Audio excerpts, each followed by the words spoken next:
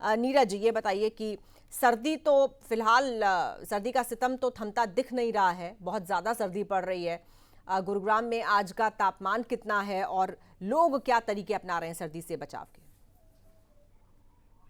जी बिल्कुल, देखिए लगातार जिस तरह से पहाड़ी इलाकों पर बर्फबारी हो रही है और उसका असर जो है मैदानी इलाकों में देखने को मिल रहा है, तो वहीं गुरुग्राम की बात करें तो गुरुग्राम में भी घना कोहरा छाया हुआ है। और तापमान की बात करें तो मिनिमम तापमान 4 डिग्री है और मैक्सिमम तापमान 12 डिग्री है। यानी लोगों को एक बार फिर जो ठंड है, ठिठुरन है, वो लगातार उनका कहीं न कहीं तापमान बढ़ा रही है, लेकिन दूसरी तरफ तापमान घटता ही जा रहा है और ऐसे में लोगों को खासी परेशानी उठानी पड़ रही है। एक तरफ जहाँ लोगों को सड़क यातायात के जरिए हेडलाइट जलाकर इस कोहरे की सफेद चादर को क्रॉस करना पड़ रहा है, तो दूसरा इसका असर रेलवे यातायात के साथ-साथ हवाई यातायात पर भी देखने को मिल रहा है। तो वहीं दूसरी तरफ बात करें पक्षियों के साथ-साथ जानवर और इंसानों को भी इस ठिठुरन ने कहीं न कहीं उनकी मुश्किलें बढ़ा दी है और पूरा जो लोग हैं वो कहीं न कहीं परेशान होते हुए दिखाई दे रहे हैं और तापमान लगातार घटता जा रहा है। ऐसे में जो है हरियाणा सरकार की बात करें तो कई इंतजाम और हिदायत लोगों को जारी की गई है और स्कूली बच्चों की छुट्टी 1 जनवरी से 15 तक कर दी गई है, ताकि जो छोटे बच्चे हैं उनको इस ठंड से बचाया जा सके। तो डॉक्टरों ने भी कई तरह की एडवाइजरी जारी की है और खासकर बुजुर्ग और बच्चों को लेकर एडवाइजरी जारी की है। लोगों को हिदायत दी है कि सुबह अगर घना कोहरा है, ठंड ज्यादा है तो मॉर्निंग वॉक से बचे और इसी तरह से शाम को भी अगर जरूरी काम ना हो तो घर से बाहर ना निकले, क्योंकि ये ठंड जो है खासकर बुजुर्ग और बच्चों के साथ साथ अस्थमा और सांस के रोगियों के साथ साथ जिनको आंखों में जलन और चुभन जैसी शिकायतें सामने आती हैं, उनके लिए भी कहीं न कहीं ये ठंड नुकसान है। तो ऐसे में बचाव की बात लगातार डॉक्टरों के साथ-साथ जिला प्रशासन और सरकार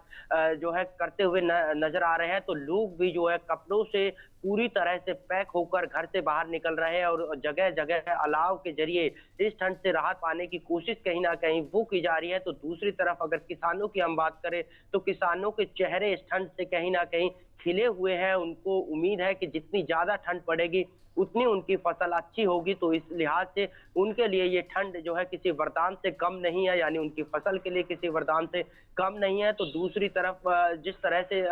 धुंध और कोहरे की वजह से लगातार एक्सीडेंट हो रहे थे, सड़क हादसे हो रहे थे, उन पर लगाम पाने के लिए जो है जिला प्रशासन की तरफ से भारी वाहनों में रिफ्लेक्टर लगाने के आदेश दिए गए हैं और वाहनों को एक दूसरे से कुछ दूरी बनाने की हिदायत भी जो है जिला प्रशासन की तरफ से कहीं न कहीं एडवाइजरी जारी किया है। तो कुल मिलाकर बात करें, लगातार जो ये ठंड का प्रचंड कहर है, ये लगातार जारी है और इस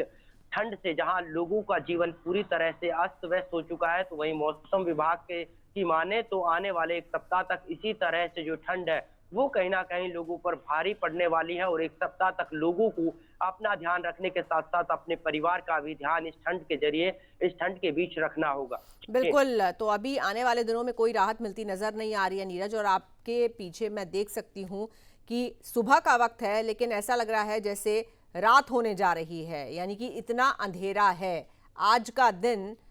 शायद धूप भी नहीं निकली है गुरुग्राम में। जी बिल्कुल, देखिए अगर गुरुग्राम की बात करते हैं तो गुरुग्राम में जो है कोहरा पूरी तरह से छाया हुआ है और विजिबिलिटी की बात करें तो 150 मीटर है। ऐसे में तमाम जो वाहन चालक हैं उनको हेडलाइट जलाकर इस कोहरे की सफ़ेद चादर को क्रॉस करना पड़ रहा है और जैसे ही जब धूप निकलेगी, सूर्य देव के दर्शन होंगे, तो ज़ाहिर-सी बात है धीरे-धीरे ये कोहरा जो है वो छँट जाएगा, क्योंकि अमूमन तौर पर देखा जाता है और ख़ासकर गुरुग्राम की बात करें तो गुरुग्राम में 10 बजे तक कोहरा रहता है। उसके बाद जब धूप निकलती है तो लोगों को कहीं न कहीं राहत मिलती है, लेकिन 8 बजे का जो है वक़्त हो चुका है और ऐसे में जो है कोहरा अभी भी गुरुग्राम की सड़कों के साथ-साथ पूरे गुरुग्राम को अपने आगोश में कोहरे की सफ़ेद चादर ने ले रखा है और ऐसे में खासकर वाहन चालकों को और दोपहिया वाहन चालकों को इस कोहरे की सफ़ेद चादर को क्रॉस करने में काफ़ी परेशानी उठानी पड़ रही है। तो कुल मिलाकर कहें कि कोहरे का स्तंभ के साथ-साथ ठंड और तापमान में गिरावट बढ़ती जा रही है, जो लोगों की चारों तरफ से मुसीबतें बढ़ाती हुई दिखाई दे रही है। जी। बिल्कुल, और ऐसे में जो लोग सड़क पर चलते हैं, गाड़ियों से चलते हैं, उनको तो दिक्कतें हो ही रही हैं, लेकिन अगर हम फ्लाइट्स की और ट्रेनों की बात करें नीरज, तो वो भी क्या देरी से चल रही हैं? जी बिल्कुल, देखिए जिस तरह से इस कोहरे का असर और इस ठंड का असर सड़कों पर देखने को मिल रहा है, दोपहिया वाहन चालकों पर देखने को मिल रहा है। पैदल जो चालक है उनको इस ठंड का कहर उठाना पड़ रहा है, तो ज़ाहिर-सी बात है कि इसका असर जो है रेलवे यातायात पर भी देखने को मिल रहा है। और जो रेलवे यातायात की बात करें तो दर्जनों ऐसे ट्रेन हैं जो अपने निर्धारित वक़्त से देरी पर चल रही है, यानी रेलवे यात्रियों के साथ-साथ रेलवे विभाग को भी कड़ी मशक्कत कहीं न कहीं झेलनी पड़ रही है इस कोहरे की वजह से। और ना केवल इसका असर जो है रेलवे यातायात बल्कि हवाई यातायात पर भी देखने को मिल रहा है। खासकर अगर हम इंडिया की बात करें या फिर दूसरे कई देशों की बात करें जहाँ कोहरा ज़्यादा है, वहाँ जो फ्लाइट है वो अपने निर्धारित समय से देरी से उड़ रही है, तो कहीं न कहीं कह बिल्कुल, सकते हैं कि इसका पूरा असर जो धुंध है, जो कोहरा है, इसका असर ना बिल्कुल केवल नीरज। सड़क और बल्कि सब रेलवे यातायात के बिल्कुल, साथ-साथ और आने वाले दिनों में भी अभी लोगों को राहत मिलती नज़र नहीं आएगी, क्योंकि मौसम विभाग के मुताबिक जैसा कि आपने बताया अभी अगले एक हफ्ते तक ऐसी ही जो कंडीशंस हैं मौसम की वो बनी रहेंगी। फिलहाल आपका बहुत शुक्रिया हमारे साथ जुड़ने के लिए, इस पूरी बातचीत के लिए।